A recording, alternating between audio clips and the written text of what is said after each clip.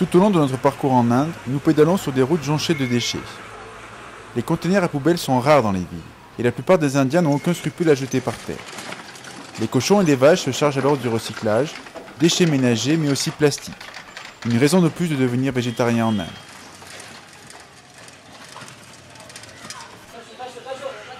À Dharamsala, lieu d'exil du Dalai Lama, nous rencontrons les responsables d'un programme de recyclage ainsi que les étudiants locaux.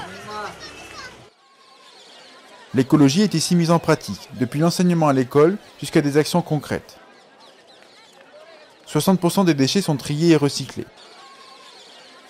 Les papiers et cartons sont traités sur place dans un atelier artisanal pour fabriquer des objets en papier recyclé qui font la joie des touristes. Malheureusement, ce n'est pas toujours le cas, et une majorité des déchets finissent en décharges sauvages ou directement déversés dans les rivières.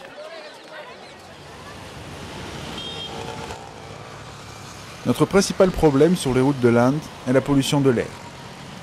Nous avons du mal à respirer parmi le flot des motos, voitures et motorickshaws qui crachent une fumée bleue et nous tombons très vite malades. Arrivé à Delhi, nous recevons d'un ami de Singapour des masques anti-pollution qu'il a lui-même inventés et produits. Ok, pareil pour le départ. 6 heures plus tard, le test est concluant. Le filtre initialement blanc est devenu complètement noir. Nous ne sommes pas les seuls à souffrir de ces problèmes. Les locaux doivent respirer cet air en permanence et beaucoup sont atteints de maladies respiratoires. Les véhicules motorisés en sont une cause majeure. Leur nombre en Inde devrait doubler d'ici 10 ans. Pour l'instant, la voiture reste hors de prix pour la plupart des Indiens qui se déplacent surtout en vélo ou en bus.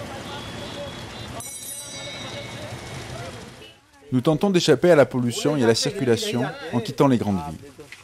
आप जाओ ये तो ऊँट बेचने जा रहे हो कोई कमी है? ऊँट तो मालिक का है, हमरा थोड़ा है।